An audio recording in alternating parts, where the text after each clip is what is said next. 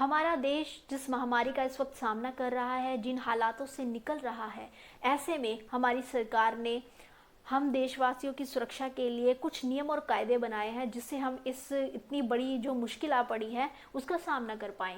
और वो नियम और कायदे हैं कि आपको सोशल डिस्टेंसिंग रखनी है और एक जगह एकत्रित नहीं होना, एक जगह पर इकट्ठा नहीं होना। लेकिन जब यही नियम और कायदे तोड़े जाने लगे तो ऐसे में देश की जो सुरक्षा है और जो देश में देशवासी हैं उनकी सुरक्षा है उसको खतरा बढ़ गया है। हमारी पुलिस फोर्स, हमारे डॉक्टर्स जो दिन रात हमारे लिए लगे हुए हैं, उन्हीं की सुरक्षा पे अब सवाल उठने लगे हैं, उन्हीं की सुरक्षा को खतरा बढ़ गया है। तो ऐसे में सरकार को और ज़्यादा सख्त कदम उठाने पड़ रहे हैं। इन मुश्किलों से निपटने के लिए अब सरकार एनएसए लागू कर रही है। अब क्या है ये एनएसए? ये है national security act. National security act 1980 में बना।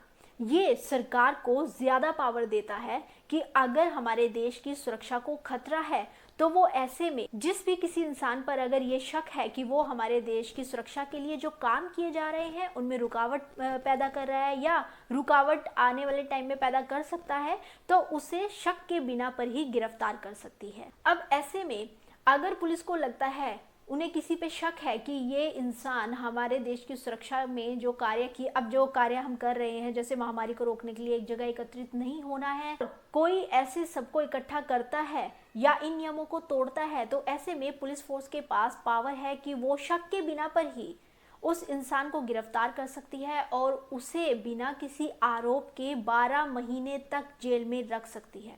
अब अरेस्ट हुआ जो इंसान है, क्या उसके पास कोई राइट है?